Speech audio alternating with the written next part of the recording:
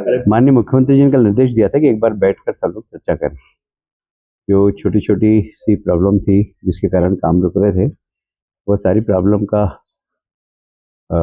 Solve हो गई है। जैसे टेंडर हो गए और उसके बाद ऑर्डर नहीं निकले, उसके क्या कारण थे, इन सब चीज़ों पे अब इतिश्री हो गई है। और जहाँ जहाँ विशेषकर भागीरथपुरी के जो टेंडर रुके हुए थे वो आजकल में आदेश हो जाएंगे और उनके काम भी चालू हो जाएंगे। शहर भर की जो छोटी छोटी समस्याएं हैं, विशेषकर हम पानी को प्राथमिकता से ही ले रहे हैं कि जितनी भी पानी की समस्याएं आती है उसको सबसे पहले अटेंड की जाए। और आज 2-3 अधिकारी और आ जाएंगे क्योंकि अधिकारियों की कमी है, इसलिए एक व्यक्ति बहुत ज़्यादा ओवरलोड है। उनके विभाग भी कम हो जाएंगे और जिम्मेदार अधिकारी आ जाएंगे। मुझे लगता है कि व्यवस्था ठीक तरीके से चलने लगेगी। अभी मैं भागीरथपुर से आ रहा हूँ। भागीरथपुर में अभी लगातार मरीजों का आना प्रारंभ है और अभी 4 सुबह आए, मतलब वैसे तो 15-20 आए थे पर अन्य इलाज के लिए आए हूँ। और डायरिया के 4 पेशेंट आए, चारों को भंडारी हॉस्पिटल भेज दिया है। टोटल कल से लेकर परसों तक 200 लोग भर्ती थे, 1400 लोग इन्फेक्टेड है। इसमें से 200 लोग को भर्ती करना पड़ा, बाकी को प्राथमिक इलाज के बाद छोड़ दिया था। और 200 में से भी 40-50 लोग डिस्चार्ज हो गए और आज भी 40-50 लोग डिस्चार्ज हो जाएंगे। डेंजर जोन में कोई भी नहीं है। इवन जो आईसीयू के अंदर है वो भी डेंजर जोन में नहीं है, डेंजर जोन से बाहर है। हमारी प्राथमिकता है कि लोगों को इलाज अच्छा मिले, समय पर मिले, इस पर हम फोकस कर रहे हैं। और सभी हॉस्पिटल में एक स्वास्थ्य विभाग का, प्राइवेट हॉस्पिटल में भी एक स्वास्थ्य विभाग का कोई अधिकारी रहेगा और एक राजस्व का अधिकारी रहेगा।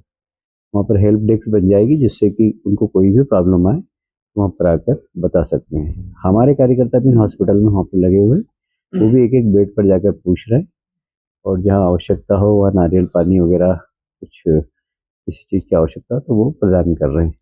कुल मिलाकर ये इंदौर के लिए बहुत बड़ा हादसा है और हम सब मिलकर उसको कैसे सबसाइड कर सकें और समस्या की जड़ तक पहुँचकर उस समस्या का निराकरण कर सकें, इसके लिए सरकार, नगर निगम की टीम और प्रशासन सब संयुक्त रूप से काम कर रहे हैं। पूरी लाइनें बदलेंगी टेंडर जब अगर हो रहे हैं, पूरी लाइनें देखिए 60% लाइन तो बदली जा चुकी है, 40% लाइनों का था वो भी उसके टेंडर हो चुके हैं, तो 40% भी अब बदल देंगे। तक 15 मौत हो चुकी है वहाँ पर।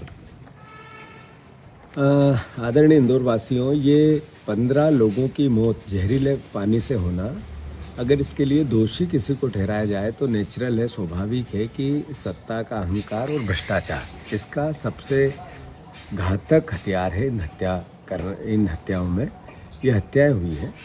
और मैं मानता हूं कि अभी महापौर जी की, कैलाश विजयवर्गीय जी की जनप्रतिनिधियों की कल एक मीटिंग हुई इंदौर के रेसिडेंसी पे, तो उन्होंने, महापौर जी ने कहा कि कलेक्टर हमारी नहीं सुनते हैं, कमिश्नर हमारी नहीं सुनते हैं, अधिकारी हमारी नहीं सुनते हैं। फिर कैलाश विजयवर्गीय जी ने भी कहा कि कोऑर्डिनेशन की कमी है अधिकारी और महापौर जी में। फिर मोहन यादव जी ने अपने बयान में भी ये कहा कि अधिकारियों की कमी है, हम ज़्यादा अमला भेजने वाले हैं। ये रणनीतिक तौर पर भारतीय जनता पार्टी इंदौर वासियों, अधिकारियों के माथे पर अपने भ्रष्टाचार को छुपाना चाहती है।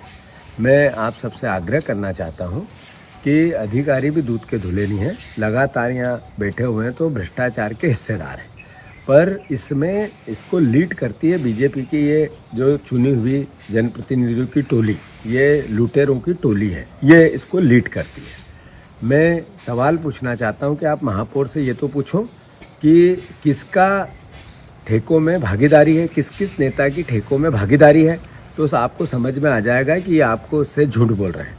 ये जब अधिकारियों को टारगेट कर रहे हैं तो इसका मतलब है अपने पाप को छुपा रहे हैं और आपको गुमराह कर रहे हैं, इंदौर की जनता को मूर्ख समझ रहे हैं। मैं फिर से ये 15 मौतें हुई उसके लिए अपने आप को भी जिम्मेवार मानता हूँ कि हमने इस तरीके से अपने आप को मजबूत नहीं रखा कांग्रेस पार्टी को, जिससे ये बेलगाम हुए। इसके लिए मैं मेरी भी अपना भी दोष मानता हूँ, पार्टी का भी दोष मानता हूँ, पर इसमें एक तरफा वोट आपने भी दिए, इसका भी असर इनके मस्तिष्क पे अहंकार का है। तो मैं सारे इंदौर के परिवारजनों से आग्रह करता हूँ, ये राजनीतिक विषय नहीं हो सकता, पर हमारे इंदौर ने मध्य प्रदेश की अर्थव्यवस्था में 20% का हिस्सा दिया है, 20% का हिस्सा दिया है, और हमें उसके बदले सिर्फ 3% पैसा इंदौर के विकास के लिए मिलता है। आप ये देखो कि अगर इंदौर का विकास हुआ है तो इसमें इंदौर ने सरकार को कितना रेवेन्यू दिया है, और उसके बाद इन बीजेपी के नेताओं ने इंदौर को क्या दिया है। तो इनने 15 मौतें दी। आपको याद होगा कि एक कुएं में भारतीय जनता पार्टी का नेता का ऑफिस बना हुआ था, वो भी कैलाश विजयवर्गीय की उस समय की कॉन्स्टिट्यूंसी थी, उनके लड़के की थी, जो जिसमें 36 लोगों की मौत हुई थी। वो मौतें भी इनने ही दी थी। उसमें क्या जांच हुई, किसको दोषी पाया गया, क्या वो जेल में है, बिल्कुल सब बाहर है। अभी चूहे कतरते हैं, किसी को दोषी ठहराया नहीं ठहराया। तो मैं मानता हूँ कि ये बार बार हत्याएं इंदौर में होती है, ऐसी कई घटनाएं होती है, और फिर अधिकारियों के मत्थे मढ़कर अपने पाप को ये छुपाते हैं। तो मैं इंदौर वासियों से आग्रह करता हूँ कि हमें सबको जागना पड़ेगा। हमारी कांग्रेस की ड्यूटी सबसे ज़्यादा है।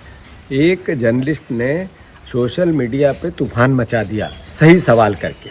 तो मैं मानता हूँ कि हम सबकी जिम्मेवारी आज इंदौर के अहंकार और भ्रष्टाचार से निजात पाने के लिए इस प्रयास की है कि 15 मौतों की शहादत को हम जाया न जाने दें।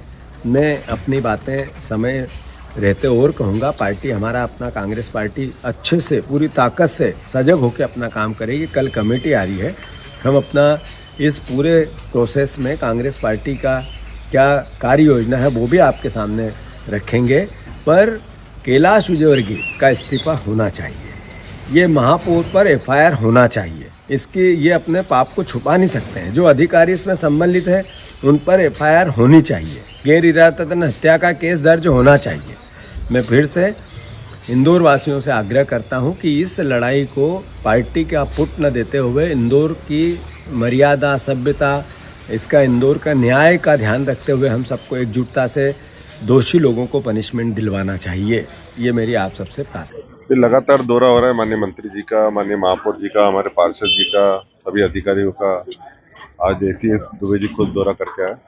तो यहाँ की डिमांड थी कि कुछ बोरिंग और होना चाहिए। तो आज हमने सांसद निधि से यहाँ 10 बोरिंग स्वीकृत किए हैं, और बोरिंग की मशीन आ गई, अभी से शुरू कर रहे हैं। अभी क्या स्थिति है सामने? आज अधिकारी थे, नर्मदा के भी अधिकारी थे और नगर निगम के भी अधिकारी थे, उनसे अभी चर्चा हुई। उन्होंने बोरिंग के भी सैंपल लिए, कई बोरिंग, क्योंकि बोरिंग की जो लाइन है वो नर्मदा लाइन में भी कहीं कहीं जुड़ी हुई है। तो एक एंगल वो भी हमने जांचना है कि बोरिंग का पानी शुद्ध है कि नहीं, वो भी एक एंगल है। बाकी आज सवेरे सप्लाई हुआ है, सप्लाई में साफ पानी आया। परसों फिर सप्लाई होगा तो उसमें फिर टेस्ट करेंगे।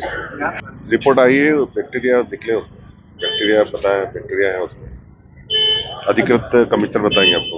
अभी आप मैं यहाँ जो प्राइमरी हेल्थ केंद्र वहाँ मिलने आया था कि आज की क्या स्थिति है। आज भी 17 पेशेंट आए, लेकिन उनको माइल्ड है, प्राथमिक उपचार के बाद उनको छोड़ दिया, कोई सीरियस नहीं है, तो उसकी जानकारी ले। देखिए, अधिकृत तो आपको प्रशासन बता देंगे।